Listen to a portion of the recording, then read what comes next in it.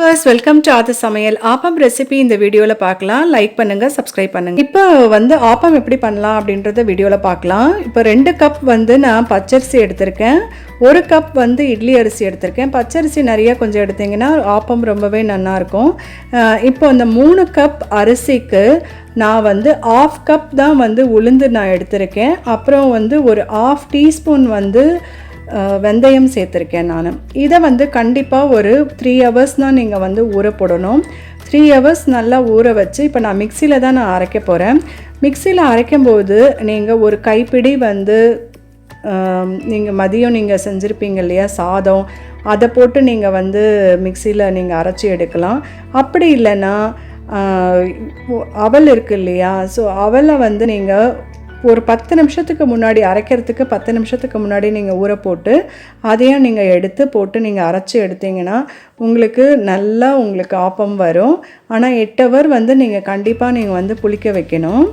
இப்போ நான் மிக்சியில் தான் நான் அரைக்க போகிறேன். இப்போ பாருங்கள், இதை 3 ஹவர் நான் நல்லா ஊற போட்டு ஃபஸ்ட்டு நான் உளுந்து அரைச்சிருக்கேன். இந்த கன்சிஸ்டன்சியில் நீங்கள் அரைச்சி எடுத்துக்கோங்க. அதுக்கப்புறம் அரிசி நான் இப்போது அரைக்க போகிறேன். இப்போ உளுந்து எடுத்துட்டு இப்போது அரிசி போட்டு அரைக்கும்போது கண்டிப்பாக நான் சொன்ன மாதிரி ஒரு கைப்பிடி சாதம் நீங்கள் சேர்த்துக்கோங்க.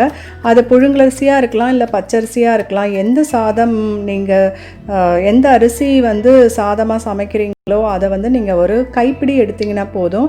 அளவுன்னு சொன்னோம்னா ஒரு 1/2 கப் நீங்கள் எடுத்துக்கலாம். எந்த கப்பால் அரிசி இதெல்லாம் நம்ம ஊற போட்டோமோ அந்த கப்பு அளவு நான் சொல்கிறேன்.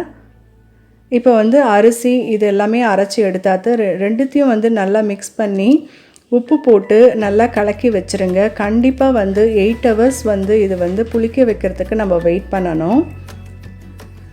ஜஸ்ட் அந்த புளிக்க வைக்கிற நேரம் இருந்தால் போதும். நான் அந்த ஆப்ப சோடாலாம் நான் எதுவுமே போட போகிறதில்ல.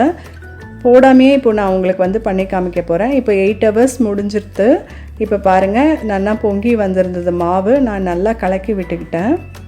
இப்போ கலக்கினதுக்கப்புறம் இப்போ இந்த மாதிரி கண்டிப்பாக ஆப்பா கடாய் நமக்கு வேணும். இப்போ இதில் விட்டு ஆப்பம் நம்ம வாத்து எடுக்கலாம். இப்போ நான் ஒரு 2 கரண்டி விட்டுருக்கேன். 2 கரண்டி விட்டதுக்கப்புறம் இப்படி நம்ம ரவுண்ட் அப் பண்ணணும். நம்ம தட்டு போட்டு மூடி வேக வச்சு நம்ம எடுக்கணும். தான் இப்போ ஆப்பம் ரெடி ஆகிடுது. எங்கள் ஆற்றுல கொஞ்சம் கிறிஸ்பாக பண்ணால் எல்லாருக்குமே ரொம்ப பிடிக்கும். இப்போ ஆப்பத்துக்கு நான் பால் தான் ரெடி பண்ணியிருக்கேன். தேங்காய் நீங்கள் நல்லா அரைச்சி நீங்கள் பால் எடுத்துக்கோங்க. பால் எடுத்து அதில் நாட்டு சக்கரை அப்படி இல்லைன்னா ஒயிட் சுகர் பிடிக்கும்னா அதை நல்லா கலந்து நீங்கள் சாப்பிடலாம். அப்படி இல்லைன்னா ஒயிட் குருமா பண்ணி இந்த ஆப்பத்துக்கு சாப்பிடலாம். இப்போ இதே மாதிரி பண்ணி பார்த்துட்டு உங்களுடைய ரிவ்யூஸ் அண்ட் கமெண்ட்ஸ் எனக்கு போஸ்ட் பண்ணுங்கள். கண்டிப்பாக சப்ஸ்கிரைப் பண்ணுங்கள், லைக் பண்ண மறந்துடாதீங்க. நெக்ஸ்ட் வீடியோவில் உங்களை நான் சந்திக்கிறேன்.